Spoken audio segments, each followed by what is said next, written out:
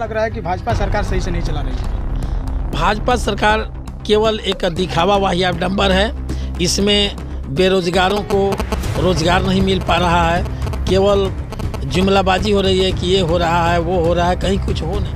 Party हर seat पे अपना candidate उतारेगी। बहुत लोग कह रहे हैं कि बहुजन समाज पार्टी एकदम पूरा लुप्त हो गई है, इस पे आप क्या कहेंगे? ऐसी कोई बात नहीं है, ये विरोधियों की रची हुई षड्यंत्र है। ठीक षड्यंत्र का है कि बहुजन समाज पार्टी इस देश में आप देखेंगे तो इस पूरे देश में बहुजन समाज पार्टी एक ऐसी पार्टी है जो परसेंटेज में भी जो सबसे अधिक बहुजन समाज पार्टी जैसा मजबूत किसी भी दल का संगठन। आप देख रहे हैं लाइव टीवी एक्सप्रेस। जैसे कि मैं बता दूं, आज सागरपाली ग्राम सभा में हूं और बहुजन समाज पार्टी के कुछ कार्यकर्ता हैं जो मायावती जी का जो जन्मदिन है आज मनाया जा रहा है। आइए हम इन लोगों से जानते हैं कि किस तरीके से और किस माहौल में मनाया जाता है। अपना परिचय बताइए। मैं हीरालाल मास्टर साहब सागरपाली सेक्टर का सेक्टर अध्यक्ष हूँ बहुजन समाज पार्टी का, और मैं वरिष्ठ वर्कर भी हूँ इस पार्टी का। तो बहन जी का जन्मदिन आदेशानुसार, जैसा कि हमारे मंडल कोऑर्डिनेटर आए हुए थे हरिश्चंद्र गौतम साहब, और बहुत सारे कोऑर्डिनेटरों का कहना है कि जन्मदिन घर घर मनाएंगे तो बेहतर होगा, उसका संदेश समाज से बढ़िया निकल करके ऊपर जाएगा। तो जैसे कि यहाँ पे कुछ लोग बता रहे थे कि मायावती जी अपना राजनीति के लिए ये सब घर घर करा रही हैं, तो इस पे आप क्या कहेंगे? चूँकि बहन जी राजनीति के लिए घर घर नहीं करा रही हैं, और उसमें एक चूँकि हम लोग बहुजन समाज पार्टी से जुड़े हुए हैं और हमारा पूरा समाज दलित समाज बहुजन समाज से जुड़ा हुआ है, इसलिए हम लोग हुआ कि अब की बार जो अन्य विपक्षी दल जो कहा करते थे कि ये लोग धन उगाही का धंधा करते हैं, ये बाहर करते हैं, तो आदेश हुआ कि नहीं तब घर घर करेंगे। तो हम लोग अपने खर्चे से घर घर कर रहे हैं बहन जी का जन्मदिन। जब से ये ऐलान हुआ है तो बहुत लोग जो विपक्षी है वो कह रहे हैं कि अपने समूह को, जब बिखर गया समूह तो उसको इकट्ठा करने के लिए ऐसा आदेश उन्होंने किया है, तो इस पे आप क्या कहेंगे? ऐसा है कि वो कहने के लिए तो विपक्षी कह रहा है, लेकिन हमारा समूह अभी बिखरा नहीं है। हमारे अनुसूचित जाति के लोग जो भी भाईचारा टीम की कमेटी रही है या बैकवर्ड समाज के माइनॉरिटी के जो लोग भी जुड़े हुए हैं साथ में, वो सभी लोग हम लोगों के साथ हैं। तो जैसे कि मैं एक बात और बता दूं, जन्मदिन तो खैर हो गया, लेकिन राजनीति के बारे में मैं पूछ रहा हूं आपसे। तो 2024 जो चल रहा है संसदीय का चुनाव, तो क्या मायावती जी अपना सीट पर किसी को लड़ा सकती हैं? पार्टी हर सीट पे अपना कैंडिडेट उतारेगी, और जैसा कि आज आप सुने होंगे बहन जी का स्टेटमेंट जन्मदिन पर, तो हम लोग तो चूँकि जिला हेडक्वार्टर पर कार्यक्रम में लगे हुए थे तो सुन नहीं पाए पूरा, तो बाद में समझेंगे नेट के द्वारा। लेकिन ऐसा नहीं है, बहन जी जो भी सीट क्लियर करेंगी उस पर जो भी उम्मीदवार आएगा किसी भी जाति का, हम लोग पूरे तन मन धन के साथ उस सीट को जिताने की कोशिश में रहेंगे। अच्छा, यहाँ पे कुछ और लोग हैं, जैसे कि मायावती बहन जी के जन्मदिन पे यहाँ पे कुछ लोग हैं, ये गुनगुनाकर उनके जन्मदिन पर कुछ कहेंगे। आप बताइए, अपना परिचय बताइए पहले। मैं मुनीलाल, पूर्व में सेक्टर अध्यक्ष भी रहा, सेक्टर प्रभारी भी रहा, कई सेक्टर अध्यक्ष को मैंने हैंडल भी किया कई साल तक। 10-12 से अधिक भी मैंने सेक्टर अध्यक्ष का काम किया, और 2 सेक्टर है, एक सेक्टर अध्यक्ष का नहीं, 2 सेक्टर का कार्यक्रम मैं अकेले देख रहा था। ये विधानसभा कोपाचीट में आज के डेट में हो गया, पहले पहले कोपाचीट था, इस समय फेफना विधानसभा हो गया है। और कुछ समय के बाद मैं विधानसभा सचिव भी रहा, लेकिन कुछ समय के बाद आज समय न्यूट्रल में हूँ। लेकिन फिर भी मैं आस्था कोई निष्ठा कोई अलग नहीं हुई है, बीएसपी से जुड़ा हुआ है और इस पर मैं कार्यान्वित हूँ। और इस समय में मैं न्यूट्रल कोई पद पर नहीं हूँ, फिर भी मेरी आस्था बीएसपी के प्रति बिल्कुल क्रियान्वित है। और बहन जी के जन्मदिन पे आप कुछ गुनगुना रहे थे, जरा गुनगुना कर सुना दीजिए। ठीक, ऐसे मैं बहन जी के जन्मदिन पर एक गीत के संबंध में कुछ कहना चाहेंगे। जैसे अरे हमारी ओरिया बहुजन, बहन जी कह रही हैं, ये हम नहीं कह रहे हैं, बहन जी कह रही हैं। अरे हमारी ओरिया बहुजन, अरे हमारी ओरिया तनिक भरती कवो ए बहुजन, तू हमारी ओरिया तनिक भरती कवो ए बहुजन, तू हमारी ओरिया। उनका कहना है कि एक बार तुम टिको दोगे तो मैं बहुत बिगड़ी हुई बात को बना सकते हैं जो सदियों से झेल रहे हो। उसमें एक बार और कह रही हैं, हम तीकई तुम तिकोवत नाही, हम तीकई तुम तिकोवत नाही, अरे हमारी बीएसपी के नजरिया, अरे सबकी ओरिया बहुजन,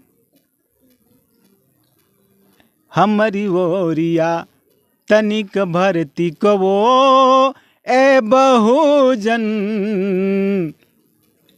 हमारी ओरिया। यही शब्द करेंगे। कितने लोग देख रहे हैं वीडियो के माध्यम से, क्या कहेंगे आप मायावती के जन्मदिन पे?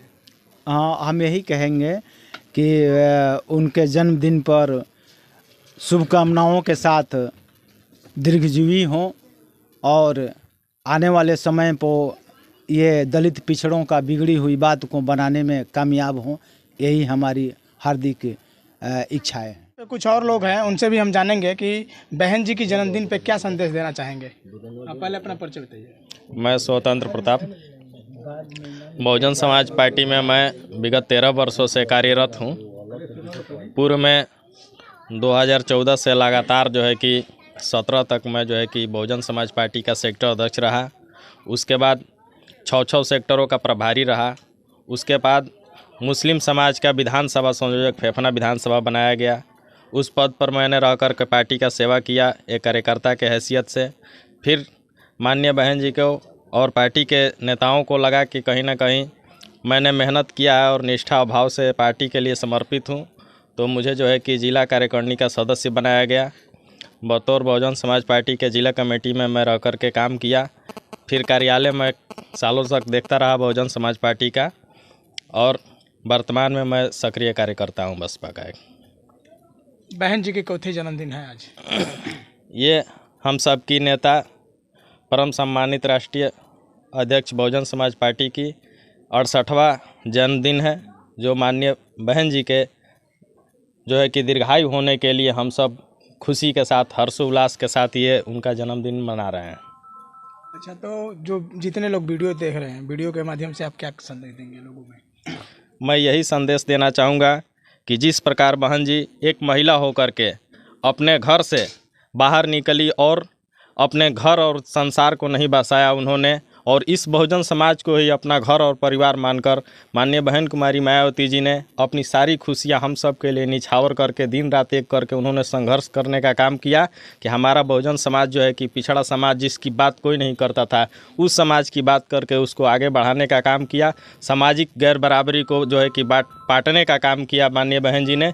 इसलिए मैं आज उनके जन्मदिन पर उनको दीर्घायु होने की कामना करता हूँ और ईश्वर से ये दुआ करता हूँ कि बहना जियो हजारों साल, साल का दिनों 1000 वर्ष साल।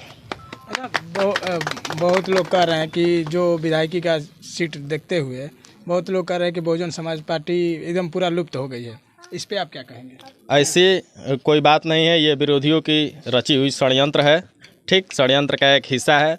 बहुजन समाज पार्टी इस देश में आप देखेंगे तो इस पूरे देश में बहुजन समाज पार्टी एक ऐसी पार्टी है जो परसेंटेज में भी जो सबसे अधिक है और संगठन के मायने में भी बहुजन समाज पार्टी सबसे मजबूत पार्टी है। बहुजन समाज पार्टी जैसा मजबूत किसी भी दल का संगठन नहीं है इस भारत देश में।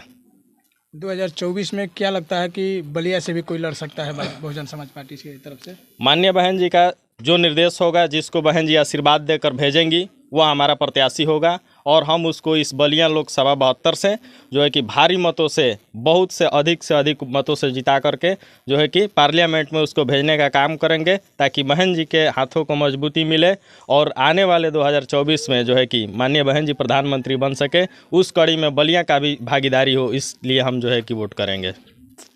अच्छा, बहन जी के जन्मदिन पे शामिल होकर आपको कैसा लगा? पहले तो सभी साथियों का जय भीम, नमो बुद्धाय। और आदरणीय श्री बहन कुमारी मायावती जी का उत्तर प्रदेश के 4वीं बार मुख्यमंत्री रह चुकी हैं, उनको हार्दिक अभिनंदन, तहे दिल से बधाई हो जन्मदिन के ढेर सारे।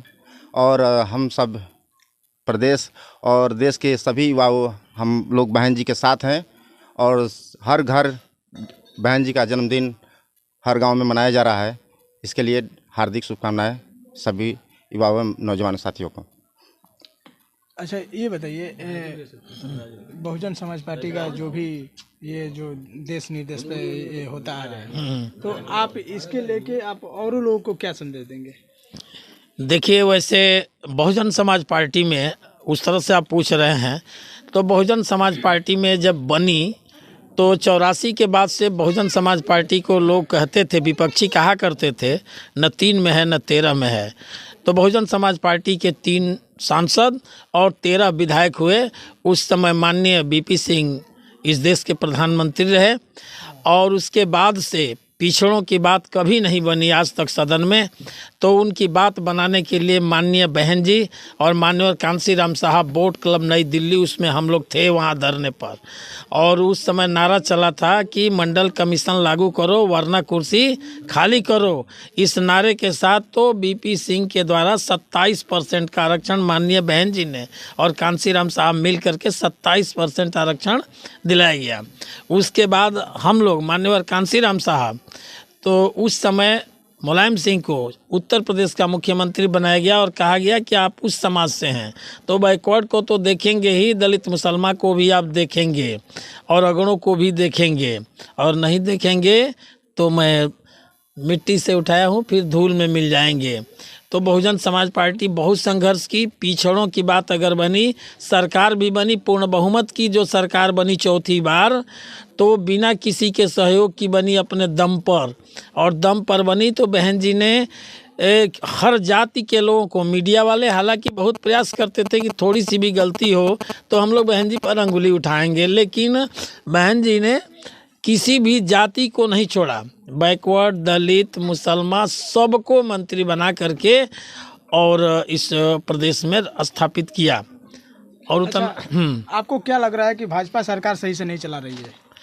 भाजपा सरकार केवल एक दिखावा वाहियाडंबर है। इसमें बेरोजगारों को रोजगार नहीं मिल पा रहा है, केवल जुमलाबाजी हो रही है कि ये हो रहा है वो हो रहा है, कहीं कुछ हो नहीं रहा है, कोई धरातल पे व्यवस्था नहीं नज़र आ रही है।